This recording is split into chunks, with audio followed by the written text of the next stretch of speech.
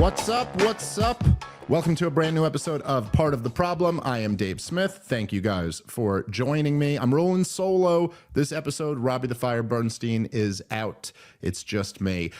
Very quickly, I apologize for missing our regularly scheduled show yesterday. There was some technical issues on my end. I apologize for that. We will make up that episode, just working on scheduling it right now, but I will let you guys know as soon as we have it figured out. I did see just a chorus of people blaming Natalie for it, but I will say it was my fault. It was an internet issue on my end, not Natalie's, although I did find it very funny that every single tweet replying to me announcing we weren't going to do the show yesterday was, damn it, Natalie. So welcome. That's Natalie's welcome to the team moment. You get blamed for everything that goes wrong. Somehow it's never my fault, even though it's almost always my fault. Okay, before we get into things, quick bit of business. I should say, as I've told you guys, I am not traveling for work until the new year. I try to do this every year, but I take December as a family month. So I will not, I'll be doing the podcast and stuff, but I won't be on the road doing stand-up at all through December. New Year's Eve, we have a local show here, but I think that's all sold out. But I am coming all over the place in 2025. ComicDaveSmith.com for ticket links to all the dates. I know I have Boston, Chicago, Nashville, Bozeman, Montana. I'm coming all over the place. So go ComicDaveSmith.com to get tickets to see me and Robbie the Fire live in person. Should be a lot of fun. Gearing up for a big year. All right. So for today's episode, I wanted to do a bit of a response, one of those response episodes. I guess because I've been, I've made a name for myself as a critic of Israel at this point. So now whenever there's a video of anybody defending Israel, people send it to me on Twitter. And so I got this one this was sent to me by a bunch of people saying, oh, I want to see you dismantle this. A bunch of people being like, aha, Dave, you've been destroyed. Dave's heart broken after he sees this, stuff like that. I have not watched the video yet. Sometimes it's fun to do it like this, to just kind of to watch it live and just get like a real reaction. I watched like the first 45 seconds of it, and I saw the quote in the tweet, so I have a little bit of an indication of what's going on. This is this was a clip on the Triggernometry podcast. Don't worry, it's not another response video to Konstantin Kasin. We've done several of those. This isn't him. This is his guest, who is Nick Freitas. I apologize if I'm butchering that name. It's absolutely no offense intended. I just constantly butcher names, as people who regularly listen to this show will attest. And I don't know Nick super well, but we follow each other on Twitter, and I've seen him on several shows where I thought he was making great points. And so this isn't much like with Konstantin. There's no ill will on my end at all toward this, and I just want to respond to some stuff that I will see how I feel. And maybe he gets it right, because I have not really watched this entire video, but it's been sent to me a lot. Like this is the the most devastating takedown of the critics of Israel, or something like that. By the way, I should mention before we get into this that because I know I've had several people who are asking for it. Because me and Konstantin had agreed to do a debate or a discussion on this topic. I'm still very much happy to do that. They, just so people know, they did reach out to me, and we tried to set it up. They were in the US for a bit, and it was just just scheduling stuff. Like they went out to Austin to do Rogan's podcast, and then I think I went out to Austin to do it like right after them, and we just weren't able to make it happen live. We were going to try to do it live while they were in New York City. Weren't able to make that happen, but I would still love to do that. I'll reach back out to those guys this week to try to schedule that. So without further ado, let's jump into it, and I'll give my thoughts. Here it is. You've probably seen some urban combat, I'm guessing. People like us who've never been in that situation, I hear you know, I have my own views on it and having sort of read and listened and whatever, but ultimately I've never been there. People talk about what's happening in Gaza and they say, you know, it's genocide, it's this, it's that. And then other people say, well, look at the civilian to combatant death ratio. Actually, this is the like most humane operation in history. Like, what do you make of all of that? I think the people that are calling it genocide are either being intentionally dishonest or don't know what the word genocide means. I think that's very intentional on their behalf. When it comes to civilian casualties, there's a lot of people that like to do what I call Excel spreadsheet fighting. And what they do is they look at the Excel spreadsheet with Israeli military capability and Hamas military capability and say, why do they need to do all of this? Like, look how much more powerful they are. The reason why asymmetric warfare exists is when you have a weaker force that is attempting to utilize the strengths of the stronger force against them. So they're putting themselves in the best advantage possible. So I did a video on this. We have a program called the Y Minutes. And we talked about what is Hamas's strategy. And one of the questions that I asked when I looked at this from a strategic standpoint is, okay, so Hamas knew when they went into Israel that they weren't going to overthrow Israel. When they took hostages, they knew that the IDF was coming for them. And yet they did both, right? So they knew they couldn't defeat the IDF militarily. And they knew getting hostages would force the IDF to come after them in a big way. So why'd they do that? And how did they know that Western academia and media would almost instantly be on their side? And the reason why is because a lot of these organizations have invested very, very heavily within America academia. I don't know the numbers for European academia, but I'm assuming it's probably significant. At the same token, they understood that the way that you manipulate Western media and Western sensibility is civilian casualties. Because even though we can look at our own histories, whether it's the firebombing of Dresden or dropping, atomic weapons on Nagasaki and Hiroshima, we've certainly been able to get over our problem with civilian casualties, but we also pride ourselves in attempting to avoid them to the extent possible and reasonable. Urban warfare makes it incredibly difficult to do. All right, let's pause because it and I'll say there's not too much that I really disagree with so far. I mean, I think all of that is fairly reasonable. I think the question becomes like, what lessons do you take from this information? I guess my only objection to what he's saying there would be that the implication that the reason why universities and leftists or liberals in the US or in the Western world are appalled to see what's going on in Gaza, or why they could be counted on to be appalled to see that, is not, and I'm not sure if he exactly said this, but the implication, and he kind of said, was that these people have invested money into the universities or something like that. And I just, I'm not saying there's literally zero example of that, but the idea that the entire campus protest movement is because Hamas or Iran or whoever had, invested into the universities, I just don't really think is the case. And this is something that, like his breakdown of asymmetrical warfare is spot on.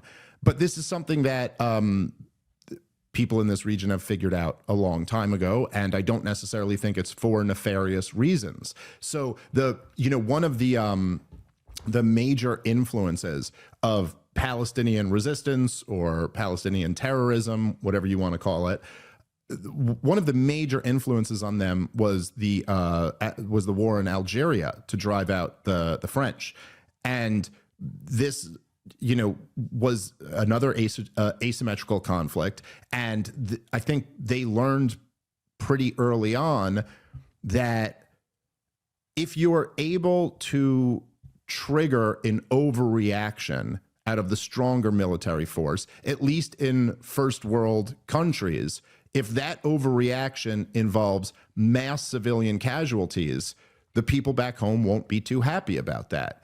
And I don't think that's because they've been bribed to feel that way. I just think that these are kind of modern moral sensibilities. And I think it's actually a pretty great thing. I think it's good that we no longer tolerate those type of atrocities. And you know, I'm not saying that there are no negatives in the fact that we are a softer generation than previous generations, but there are also undeniably a lot of positives in those. That's like, there's a lot of things just in everyday life that we just don't tolerate anymore that previous generations would have thought nothing of. You know, beating your kids with objects is something we just don't do anymore. You know, it's like that. It's pretty wild. But you know, in my mother's father's day, like in my grandfather's day, that was just a normal thing that parents did to their kids, is beat them with a belt. You know, that was just part of life.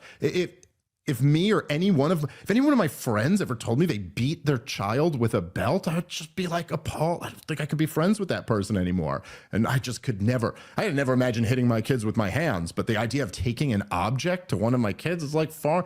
Anyway, we have different sensibilities today. We kind of have like a different moral standard.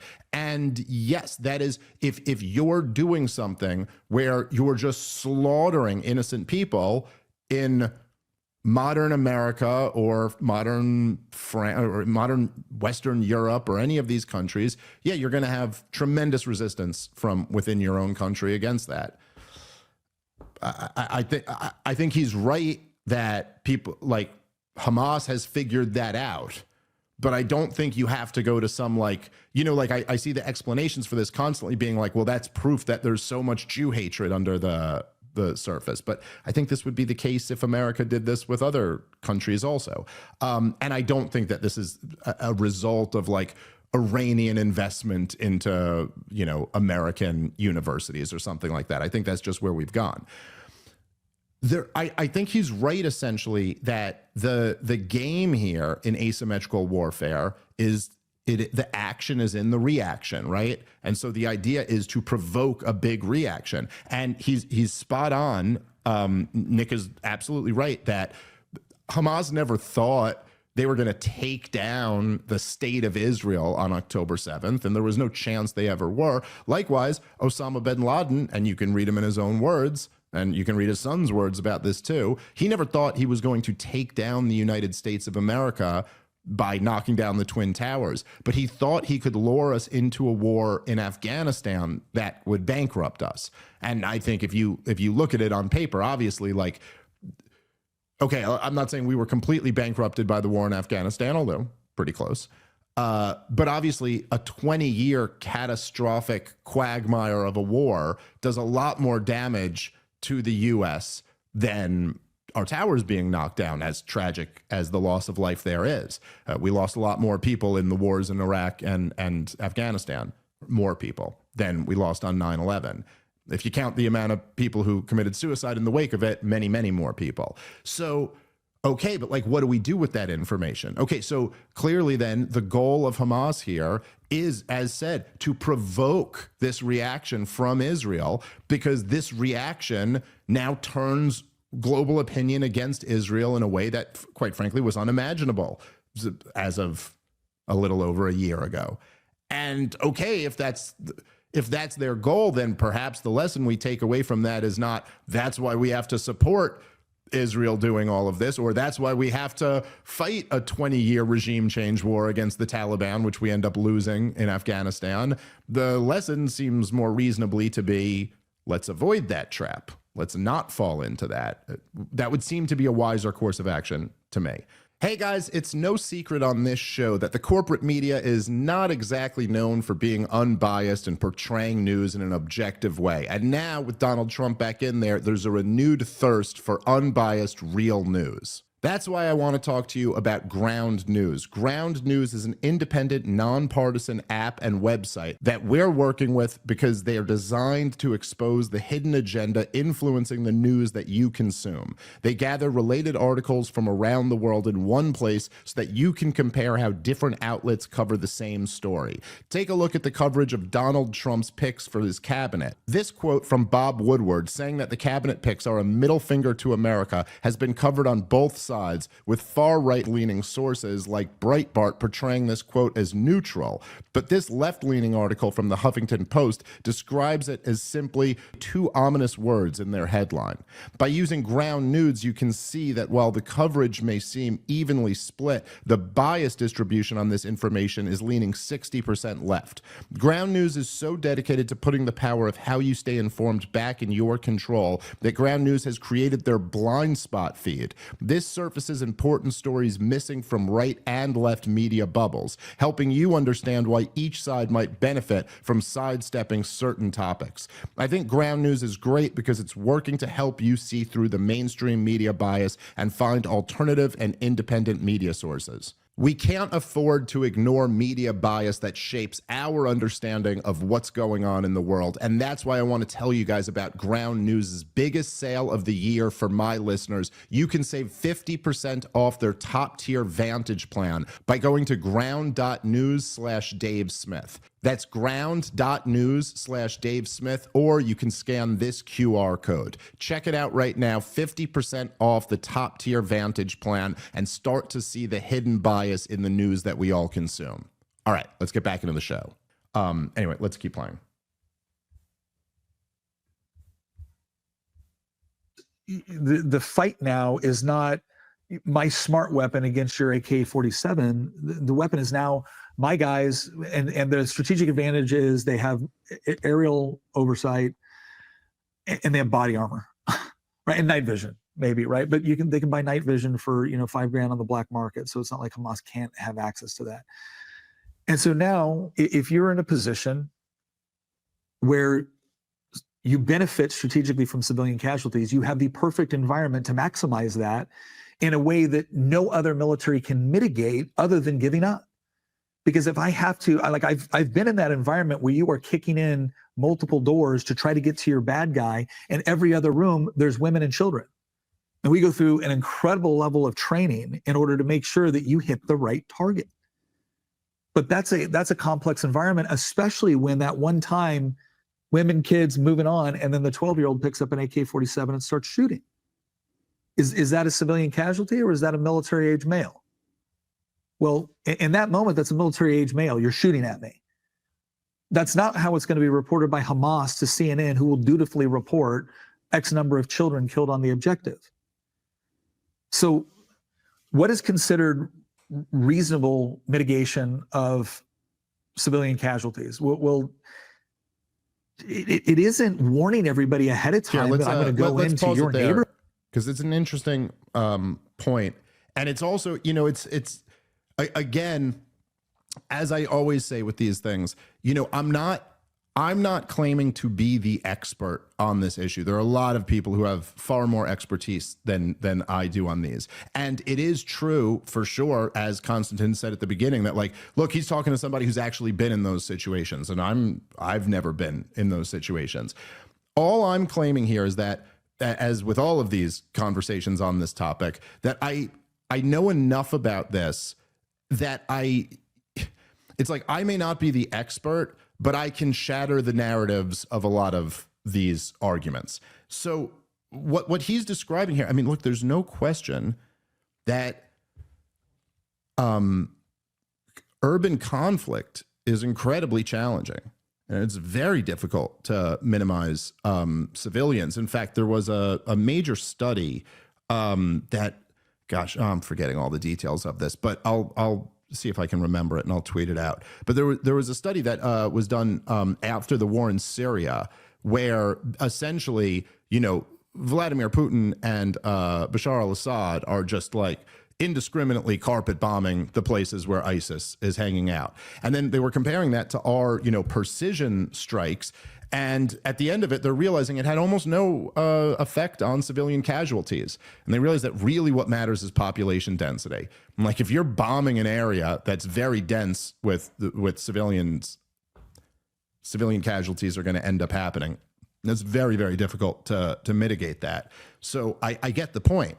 I think one of the things that we ought to keep in mind is that the experience that Nick has, because I just know this based on his age and the wars that we were fighting at that time, and the war in Gaza right now, like what they kind of do have in common is that they're occupations.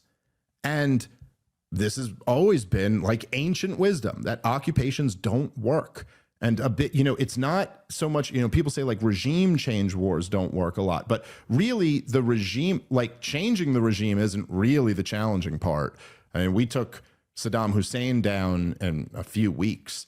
We took Muammar Gaddafi down in a few months. We failed in taking Bashar al-Assad down, but there were a lot of factors involved in that. But when you're talking about occupying a group of people who do not want you there, yeah, that is a very challenging situation. But again, the lesson I would take from that is that, like, that's why you don't want to occupy. That's why you don't want to be an occupier. Look, in the United States of America, this is our founding story. It's that the most powerful military, and it's not a story like a myth, it really happened, or the most powerful military in the history of the world wanted to keep us as colonies, but we didn't want to be colonies anymore. And they sent that powerful military over here, and we fought them off. And we probably should have learned this lesson, at least by Vietnam. It's very, even if you are way more powerful, it's very difficult to defeat an enemy who does not wish to be ruled by you. And that would be true for us. That's true, I think, for all people. So it's not unique to that situation. However, if we're talking about the war that Israel is waging on Gaza right now, I don't think, look, if the example you're talking about is a 12-year-old grabs a rifle and points it at an IDF soldier and he kills him, and they're reporting that as a child, but really that should be like viewed as a combatant. Okay, I'm not really going to argue with you on that, but let's not, as I see a lot of the defenders of Israel do, let's not pretend that's what's happening over there. Like that describes it in its entirety. The footage of babies being pulled out of rubble, not breathing anymore, is not because those babies grabbed a rifle and pointed them at an IDF soldier. And, we don't know the exact numbers, but it is going to be just, we know at this point that the number of children dying in this conflict is like way higher than any other war in modern memory, or recent memory. And so, it's like, how about that? Like, why don't we address that? Because instead of addressing like the weakest argument from the other side, maybe address the strongest argument from the other side. And yes, if somebody is saying that a 14-year-old grabs a rifle and points it at, well, a 14-year-old grabs a rifle and points it at anybody, they've forfeited their right, and that person has the right to defend themselves. But that's not the situation in the overwhelming majority of cases here. That's not what's going on. What's going on, and even by the Israeli numbers, they're not claiming that that's like even by the BS inflated Israeli ratios that they put out, even by their numbers, it's the minority of the people who are being killed are combatants or in this situation that he just mentioned. So yes, that is, again, it's like sometimes these guys, this happens a lot, where it's the guys who have military experience. They certainly have a level of expertise that I don't have, that a lot of people who haven't served don't have in terms of the day-to-day logistics. Like, I'm not denying that, like, that sure does seem like a tough job to be handed. You got to go raid this house, and by the way, try to make sure you only kill the bad people, and then you don't really know who's going to pick up a weapon and point it at you. There's no question, like, that is a really tough job. But if you zoom out to the bigger political question of, like, should you be there at all? Having served doesn't really make you any more of an expert. And in fact, I know a lot of those guys who, like, they don't even know half the stuff that I'm not saying Nick doesn't, but I'm saying a lot of guys who have served, they don't even know half the stuff about what the real policy motivations were of the people who, say, lied you into that conflict or something like that. So yes, that's a dangerous situation, but if we're talking about Gaza, a huge part of the reason why this situation is so dangerous is because Israel has been occupying them since 1967. From 1967 all the way to 2005, Gaza was under military occupation by Israel, meaning soldiers in the streets, enforcing martial law. And then after 2005, when they had the disengagement, They surrounded the place and still controlled every inch of what goes in and what comes out. Does not allow them. They bombed their airport and won't allow them to rebuild an airport, so you can't get in and out of Gaza. They control the sea space, the air space. They control how much electricity and water and fuel and all types of different resources can get in or get out. And the people there do not like that. They do not want to be ruled by Israel. And so that makes this dynamic even more difficult. So I don't disagree that it's tough, but let's give the full story here. All right, let's keep playing. Neighborhood, it certainly isn't calling them on their cell phones ahead of time and saying, hey, we're about to attack this area. It isn't doing drones where you bring stuff down going, please leave the area, we're about to attack this house. And yet the IDF is doing those things. I'm sorry, but there is no measurement that we can utilize with respect to how militaries engage in combat operations with a legitimate and honest attempt to mitigate civilian casualties and not come to the conclusion that at the very least the Israeli ground forces have gone above and beyond whatever those standards might be. And so at this point, what an honest media would be asking is, why do you insist on keeping women and children in combat zones? Hamas is not confused about where Israel is going to go. Why won't they move them out of the areas? Why do they keep them in those areas? Why do they insist that they stay? And another video we did a while back was we asked the question of why don't more Arab countries accept Palestinian refugees? Okay, and then bring it back a few seconds because I want to make sure I address this next point because he starts talking about the refugees. But again, it's not accurate to frame this as the only reason why civilians are dying is because Hamas is keeping them in these areas. And look, again, I'm not denying that Hamas wants civilian casualties to be high. I mean, I think that's the point of the whole thing. Just like Nick said, I agree with him on that. However, as we've heard from many firsthand accounts inside of Gaza, and many reporters have kind of broken this down, part of the reason why the civilians don't flee every time that Israel tells them to flee is because these are, okay, first of all, try to keep in your mind here that Gaza is whatever, it's like, I forget the exact parameters, but it's like 7 miles by 25 miles or something like that. It's like, it's a marathon by a jog. That's like someone in reasonable shape, in reasonably decent shape, can run the width of Gaza, and someone in really good shape can run the length of Gaza. That's how big an area we're talking about. This is very small, okay? Like Israel is about the size of New Jersey, and then Gaza is, when you look at the map of Israel, a very little section of, of greater Israel. So also these people are incredibly poor. Like Gaza had, I think, a 50% unemployment rate before October 7th. And this is largely due to the blockade that Israel has around the country. So they can't trade with the outside world, which is a big part of how nations get wealthy. And so in this environment, it's not, you're telling people, hey, you got to leave. But like a lot of times they have nowhere to go. They have nowhere to go. Just leave with what you can carry on your back. And so they're like, we'd rather take our chances in our home. And then also, which we've seen an overwhelming amount of evidence for, when they go, they end up getting shot at. They end up getting bombed. The area that they said is the safe area to go to, that ends up being the target area 2 weeks later. So like imagine being really, really poor, having a family, and someone telling you, go wander into the desert with what you can carry on your back. Just go wander. And then, by the way, you might get bombed and shot there, and you can understand where a lot of people would go like, I'm going to take my chances here. So it's not, again, this isn't just as simple as like Hamas are doing all the evil things. Now, again, Hamas is a bad group. They're not like good, peaceful people. So no one's arguing that, or no one serious is arguing that. But this is totally incomplete to just say that, like, I mean, Israel's doing everything they can to avoid killing civilians. And why is Hamas insisting that the civilians are there? No, Israel is bombing the crap out of one of the most densely populated places on the planet Earth. And that is leading to this number of innocent people being killed. And that's something that people are rightfully appalled by.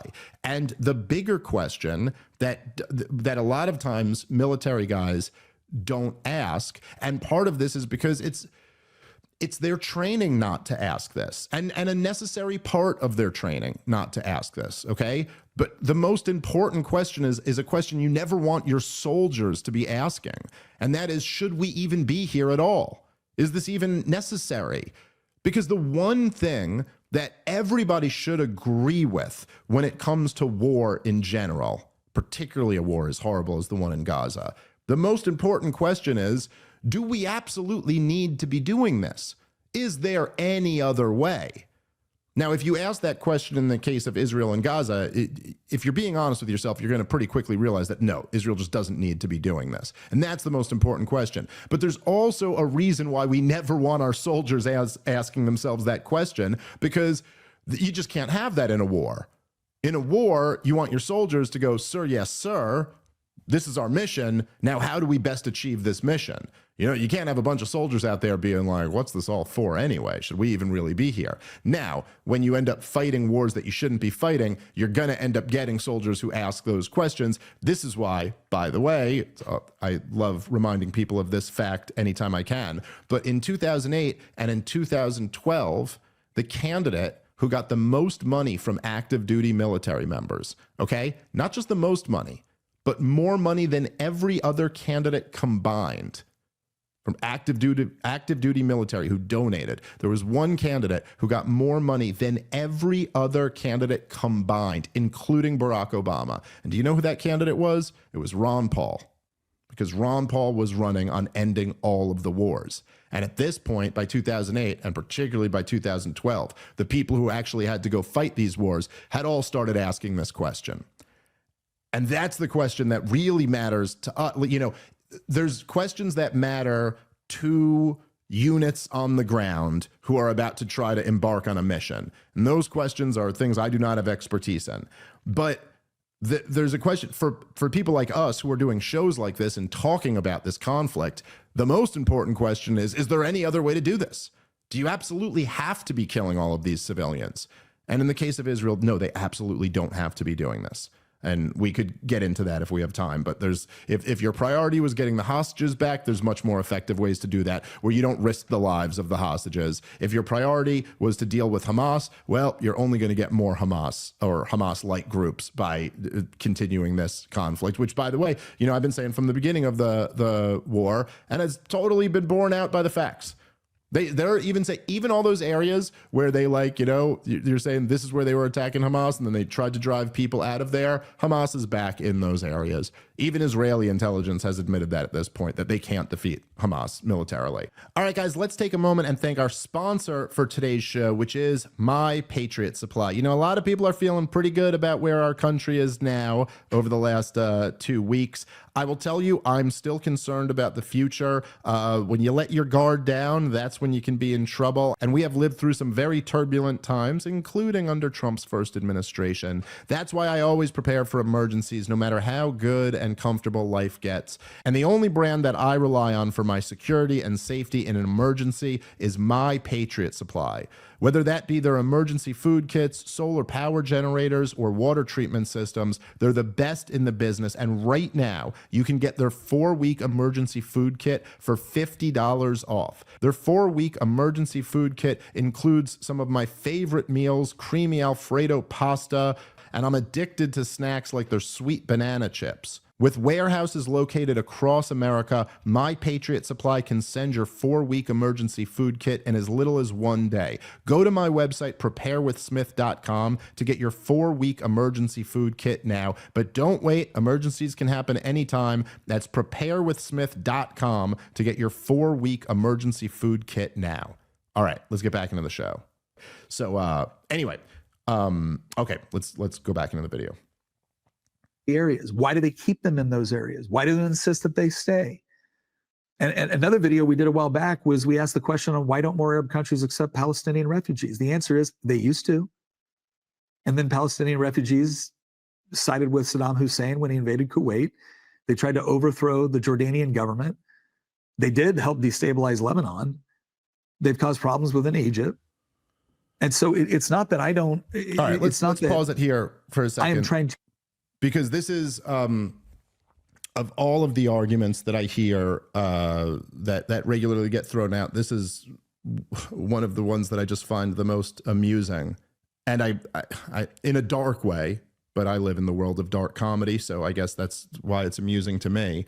But, you know, to just, if the argument is like, well, if these Palestinians aren't a problem, how come they get kicked out of so many countries, right? I mean, that proves it right there, right? Clearly they're bad people. How come no one else wants them? And, you know, for people who know anything about history, you could just understand how profoundly ironic it is to use that argument on behalf of the Jewish state. Just saying. It's like, well, I mean, if you get kicked out of a whole lot of places, obviously you're the issue, is a wild argument to use on behalf of Jewish people. Just saying. It's not similar. It is identical to the argument that the white nationalists make about Jews.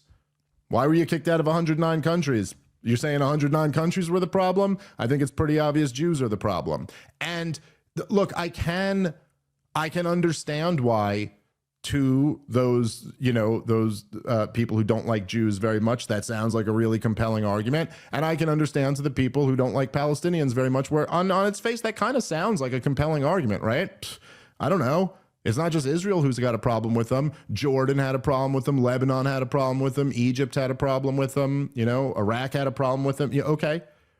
But if you know a little bit about the history, you just realize that it's actually much more complicated than that. And actually that argument doesn't really hold that much weight.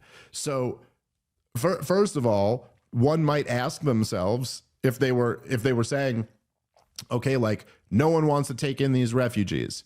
Lebanon didn't want to take them in, and, you know, Jordan didn't want them, and Egypt didn't want them, and all of this. You might start with the question like, well, what are all these Palestinians doing in these places to begin with? Why are there a whole bunch of Palestinians in Jordan and in Egypt and in Lebanon? Like, why aren't they in Palestine, right? And it's because they were driven out by the Israelis. So and there's really no dispute about this at all. The refugee crisis was caused by the civil war in 47 and the war in 48. And this is where the crisis came from. And they were kicked out of the land where they were living, and they were not allowed to return. This is the start, or the major start, of this conflict.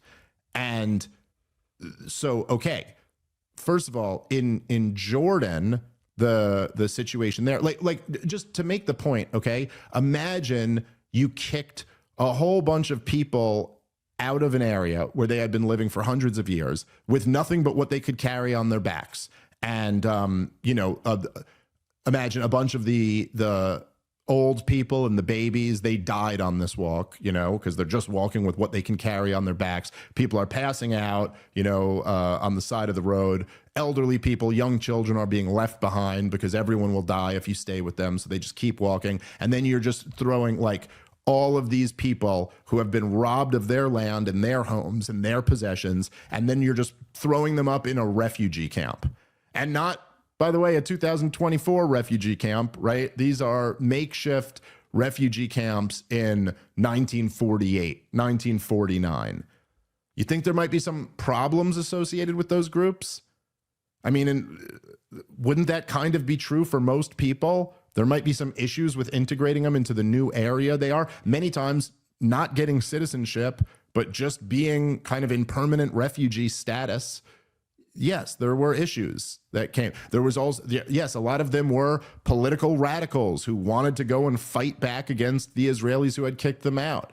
In Jordan, particularly, right? Jordan had been, they had the Hashemite kingdom, and I believe they had been propped up by the British. So they weren't even like truly Jordanians. They were like a government that had been propped up by a European power. And the Palestinian population there was, at one point, I think it was over 50% of the country was Palestinian. And so, of course, they're like under any government structure, that would be a major problem. You have like a majority of the population here. And then I know when the PLO first rose up, they tried to have the right to tax the Palestinians. Like they wanted to actually be their government inside of Jordan. So this was obviously a huge threat to the sovereignty of the Jordanian kingdom.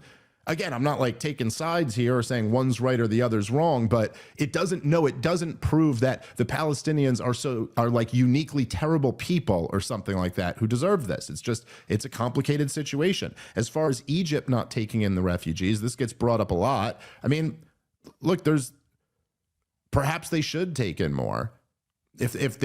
Even if it was just wrong that they did that, it doesn't make Israel right for doing the same thing. But there's also a lot of other dynamics at play. There's also, the fact that Egypt is, after Israel, the next biggest receiver of foreign aid. And there's a reason for that. We pay Israel and we pay Egypt to be nice with Israel. And this is why we propped up Mubarak for 40 years. And this is why when they had elections in Egypt and elected the Muslim Brotherhood, that government got overthrown pretty quickly and a military dictatorship was put back into power. They will continue receiving the foreign aid and they will continue to not go to war with Israel and look the other way at their treatment of the Palestinians. And then one more factor that is kind of the most wild part of all of this is that one of the other reasons why other Arab countries or other Muslim countries don't want to take in the Palestinian refugees is because they don't wish to help Israel with their ethnic cleansing campaign. Like, isn't it kind of a weird thing to just be like, hey, we're trying to ethnically cleanse these people and no one will help us. No one will take them in. Well, why do they have to be taken in? Why do they have to leave Gaza? Why do they have to leave the West Bank? Look, there is simply absolutely no justification or reason for Israel to have the right to Gaza and the West Bank or East Jerusalem. In 1947, the UN had their partition recommendation, and which, by the way, is a recommendation. There was no teeth in it whatsoever because the General Assembly of the United Nations has no authority to just create new countries. They don't have the authority to do that, and they don't even pretend to have the authority to do that. It's a recommendation. And the UN was like a year old. They recommended that the land be split between the Jews, between a Jewish state and a Palestinian state. And by the way, nobody in the region supported that recommendation. Nobody.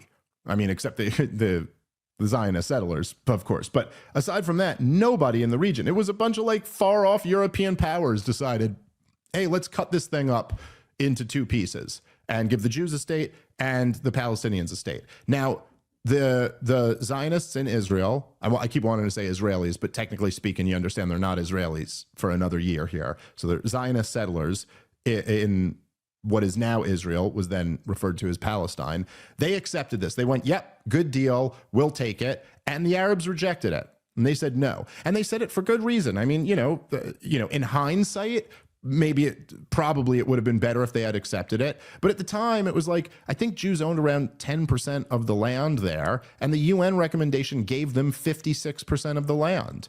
And so you could understand why the Arabs were like, no, what type of settlement is that? You get 56% of the 56% of the land, and we got to live on 44% of the land. This was ours. We don't accept that deal. And so when the Zionists just started implementing it, a civil war broke out.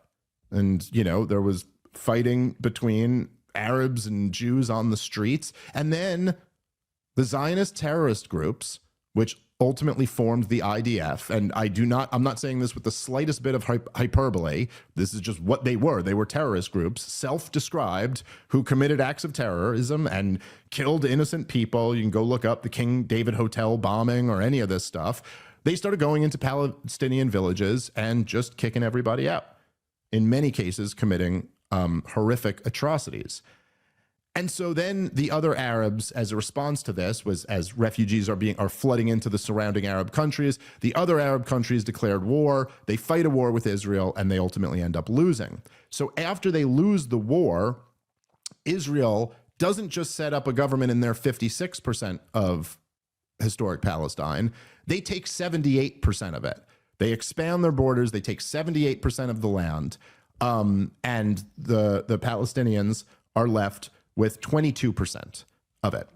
And then in 1967, Israel launches a preemptive war against Egypt. Jordan gets into the fight. They have what's known as the Six-Day War. And then they took 100% of it at the end of that. They took all of it. The question here, then the big problem is that there's still Palestinians living on those 22%.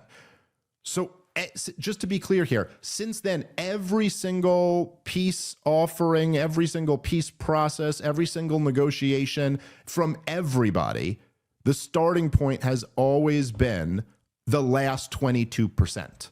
That's what people are talking about when they're talking about a Palestinian state, okay? No, you might have some campus activists who yell from the river to the sea, but I'm talking about in the Oslo Accords, at Camp David, in terms of the actual peace process, the negotiation has always been over what they call the 1967 borders. And what the 1967 borders mean is before the war in 1967, at the beginning of 1967. So what they're saying is, you get the 78%.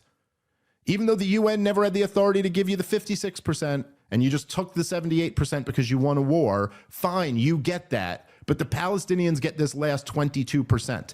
This last 22% is what modern day is considered Palestine, okay?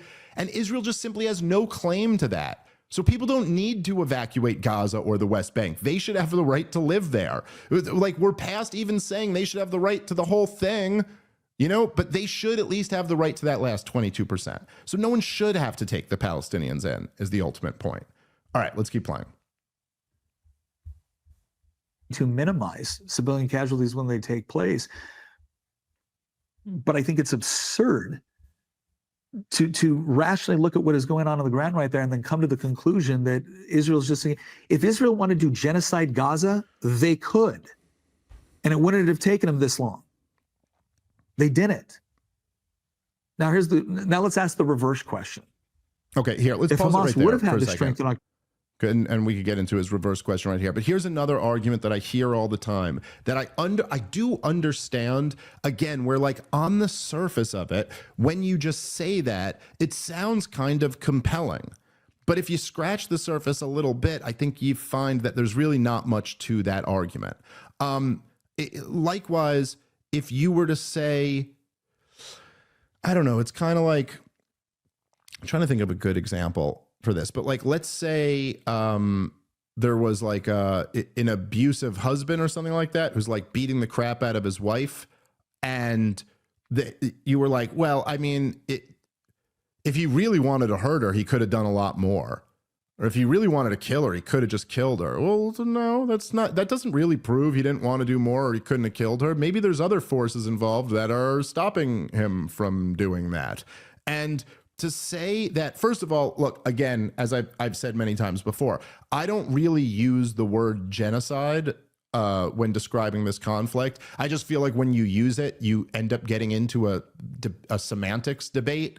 And I'm not really interested in having the debate over whether this rises to genocide, because my argument is just that it's wrong and it should stop. But the truth is that the definition of genocide under international law is incredibly vague. It's like if you try to destroy a people, religion, or ethnic group in whole or in part. So it's not actually required that you kill everybody for it to be considered a genocide. And so, the definition is kind of vague. And I don't really, it seemed like if some kids, like, in the south side of Chicago were like, we're going to go kill some white people or something like that, and they went out and killed 3 white people, you could actually make an argument under international law that they committed a genocide because they targeted and killed a group in part. But it seems kind of stupid to me to call that a genocide because that's not what anybody thinks when they think of the word genocide. Likewise with this, it's just kind of debatable. And essentially that's what the International Court of Justice ruled, that it was plausibly a genocide, but they didn't really say for sure. Either way, the argument that if Israel wanted to just kill all of the Palestinians, they could have done it, is not self-evidently true. And in fact, I'd say I don't think they could have. Now, if you just think about what Israel's been doing over the last year and how much global opinion has turned on Israel and how there have been major protest movements across the world. I mean, across the Muslim world, across Europe, across America, major for against Israel. The level of hatred toward Israel has skyrocketed to a level that in my childhood would have been unimaginable. So it's not exactly clear that Israel could have gotten away with killing everyone in Gaza. And so think about like not only how much more opinion would have turned on Israel, but even amongst Israel's staunchest defenders, if they just started killing every man, woman, and child, it would be, they wouldn't even be able to pretend that that wasn't what they were trying to do. It would be obvious that you'd probably have like a 5,000% increase in the number of people who are critical of Israel, and you probably would have lost like 80% of the people who support Israel if it was just so nakedly obvious that they were just killing all of the Palestinians, right? So it's actually not true to say, oh, they obviously could have just done this. Probably not. Even as reckless as Israel is, they probably realize that they can't get away with doing that. So it's not clear at all that because they haven't just started doing that, that therefore means that their intentions are pure. I mean, I'm sorry. I just don't think that does not logically follow at all. And like, think about this for a second. Like, they keep building settlements on the West Bank. What am I to take from that? Is their motivation? Seems to me like their motivation is that they want Judea and Samaria. Seems to me like they want their land. And it simply doesn't follow that because they haven't done something that they very clearly couldn't get away with doing. I mean, again, I'm not enough of an expert on this to even know, like, could they just nuke Gaza? I mean, just look at it on a map. Like, it seems to me like if the winds were blowing the wrong way, they'd probably kill a whole bunch of Israelis if they did that. I don't exactly know. I'm not enough of an expert in like nuclear warfare, but it's just not clear that they could just kill everybody in Gaza if they wanted to. In fact, I would venture to say, and this is a bit of an assertion too, but I think it's a much more reasonable one than what Nick is making here. I would say that there is absolutely no chance that they could get away with killing every man, woman, and child in Gaza without just an uproar from the international community. I even think they'd lose their support from the United States of America. I just don't think, politically speaking, I don't think there's any way that like Joe Biden or Kamala Harris could have sold that to the American people. So that's just wrong. I think it's just an absolutely wrong way to look at it. Okay, let's keep playing. October 7th to do everything it wanted to do. Would Israel still be here? We know what they do. I visited the music festival. I visited some of the kibbutz. I'm not confused about what they would do with similar power. And so that's the part where I get frustrated by this because, again, okay, I understand Americans that are saying it's it. This is another argument, and I don't know, man, like people send me these things like it's some like devastating argument, but I gotta say, and again, I like Nick and I like Konstantin, nothing against these guys, but like I just find this argument to be really, really weak. Yeah, there is no question that like if Hamas had the power to do it, if Hamas had the power to like rule over Israel and just do as many October 7ths as they want, or they could do whatever they want to with the Israeli people, yeah, they'd probably kill all of them if they could. And so that's why no reasonable person is advocating that Hamas rule over Israel. And it is nowhere in the realm of conceivably plausible outcomes that Hamas will ever rule over Israel. This is like the Dennis Prager thing where he goes, what would happen if Israel laid down all of their weapons? They'd be annihilated. It's like, all right, well, then I guess that's a good case that Israel shouldn't lay down all their weapons. No one's advocating that they do. Again, when I say no one, I mean no one You know, okay, you could find some loon out there, but no serious person is advocating that. And so that's not really the question. Like if I were to just go like start beating the crap out of some schizophrenic homeless person, and you're just like, yo, Dave, this is horrible. You're just like beating up some helpless, crazy person. And I were to say to you, well, this person's crazy. Like if he had a gun and I was coming up to him, he would shoot me and kill me. Well, that's not a defense, because like he doesn't have a gun. So what? What point does that mean? I mean, like the question is what Israel's doing to the people of Gaza justified or not? And in order to answer that question, at the very minimum, for this to be justified, the onus would be on you, and you would have to prove that there is absolutely no other option here. And as terrible as this is, anything else would be worse. And you just can't prove that. You can't. So, you know, you've got nothing here. Yes, it would not be a good idea for Israel to unilaterally disarm and put Hamas in charge of Israel. That would be a big mistake. Luckily for all of us, it's not going to happen.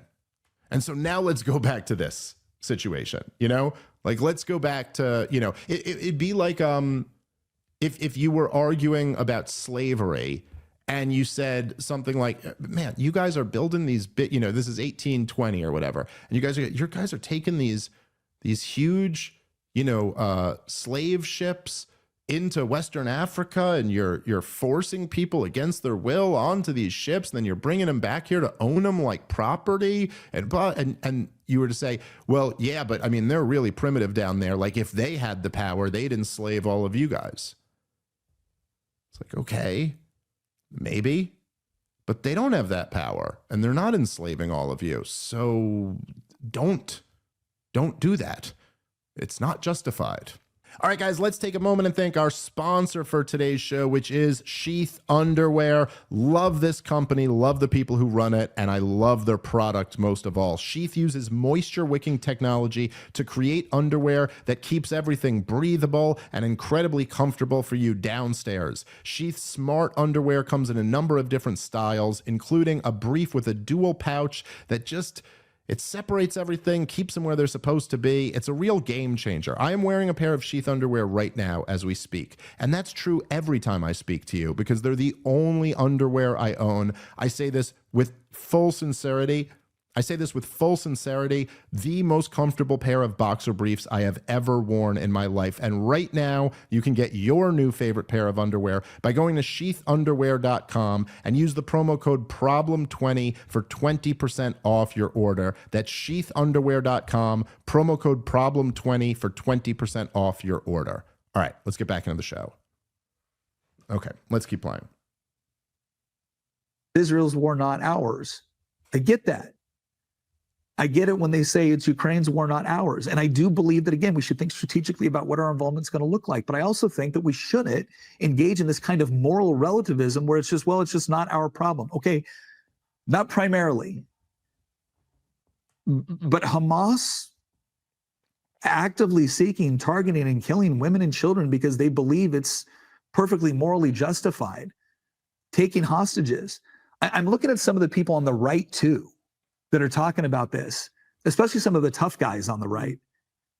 And like, if it was your kid in Israel right now, you would not be calling ahead to see, hey, just wanted to let you know we're going to be coming in. You'd be kicking doors and beating the living piss out of people. So spare me your moral outrage when Israel wants to do the same thing. I want to see the numbers. Pause it there for a second.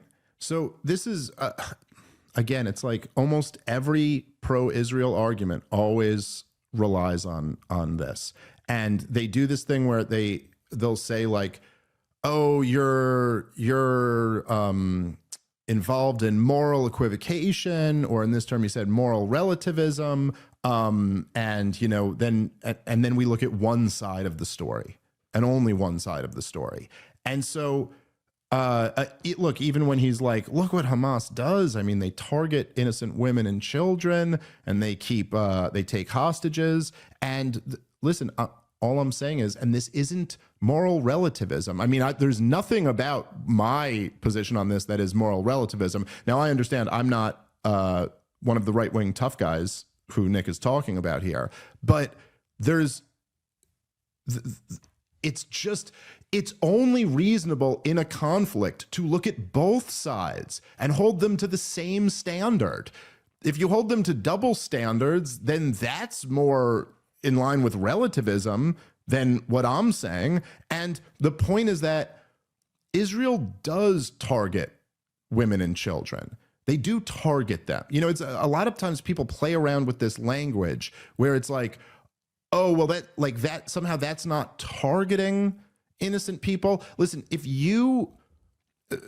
listen, and I just want to make this clear. I understand I'm not making the argument that the way you deal with a conflict domestically within one nation is the exact same way that you deal with conflicts in foreign nations. Although in the case of Israel and Gaza, those waters get pretty murky, because I think when you've had control of a people and a group of and a land, you know, it's like when you've been occupying an area since 1967, longer than the Soviet Union occupied Eastern Europe, at a certain point that does become your own people. It is kind of like doing this to your own people. It's not just like a foreign government. It's a little bit different. But regardless of that, I'm not saying even like foreign conflicts and domestic conflicts are the same. I'm just saying as a way to think about this, right? Like just like as a thought experiment or a way to conceptualize this. If let's say there was somebody who I wanted to kill, and let's even say I'm justified in killing that person, whatever that means to you. You know, they just killed a family member of mine or something like that.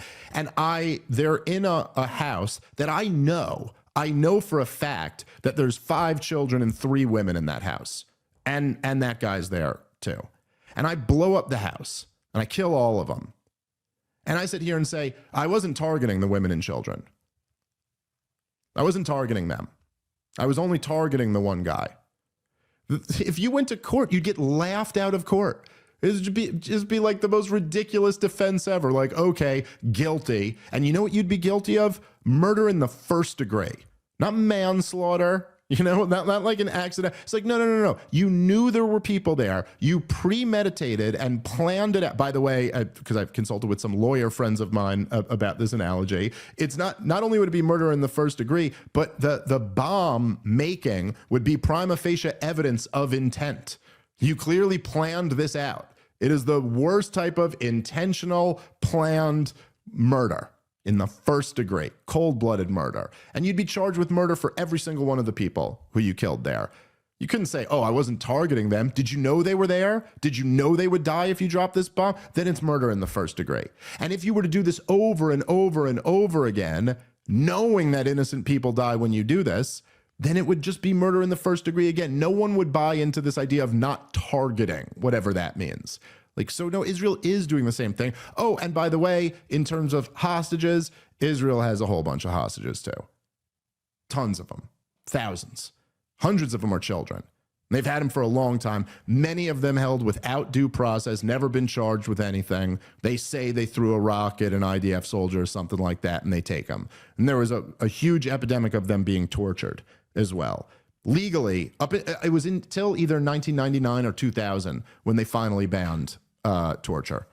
And Israel used to they called it, I think it was moderate interrogation techniques. But the moderate interrogation techniques included like binding them in uncomfortable positions while using sleep deprivation, you know, loud music so they couldn't sleep while they're binded in crazy position. You know, what any normal person and the entire international community would call torture.